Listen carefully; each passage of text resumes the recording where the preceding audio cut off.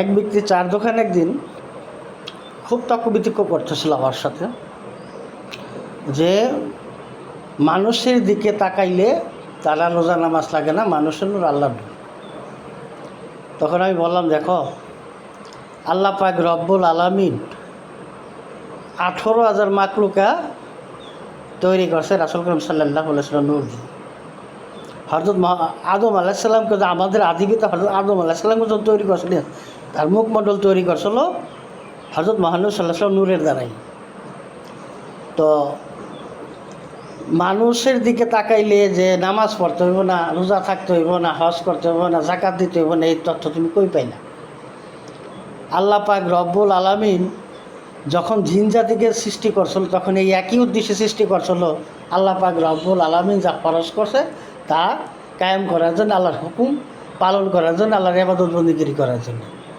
জিন জাতির উপরে অধিষ্ঠিত হয়ে আল্লাহ পাক রব্বুল আলামিন এই মানব জাতিকে সৃষ্টি করছে অনেক আশা করে যে আল্লাহ পাক রব্বুল আলামিনের ইবাদত বন্দেগী একমাত্র এই আদম সন্তানেরাই করবে। তো আল্লাহ পাক রব্বুল আলামিন নামাজ, রোজা, হজ, যাকাত এরই ফরজ করছে বান্দার উপরে। এটা আল্লাহর হুকুম পালন করার জন্য, আল্লাহকে ভয় করার জন্যে। এই ফরজ আদায় করার পরে যখন তুমি বেশি বেশি এই মারফতের যে কিছু ইবাদত বন্দেগী আছে ওইটা যখন বেশি বেশি আদায় করবে তখন তুমি আল্লাহ নিকৃষ্ট লাভ করতে পারবে। ওইটা হলো সংসার।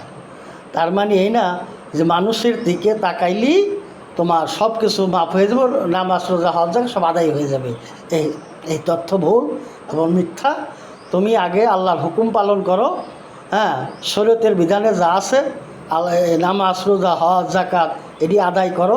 তারপরে তুমি যখন বেশি বেশি এই মারফতের যে এই ইবাদত বন্দেগী আছে ওটি করবে, তখন আল্লাহ পাক রব্বুল আলামিন নিকৃষ্ট লাভ করতে পারবে, আল্লাহ তোমার প্রতি সন্তুষ্ট থাকবে।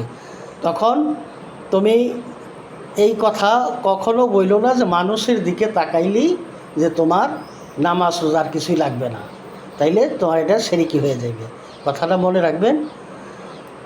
তখন সে তারপরও সে তর্ক বিতর্কে একই অবস্থায় রয়ে গেল। তখন আমি তার বলতে চলে আসলাম।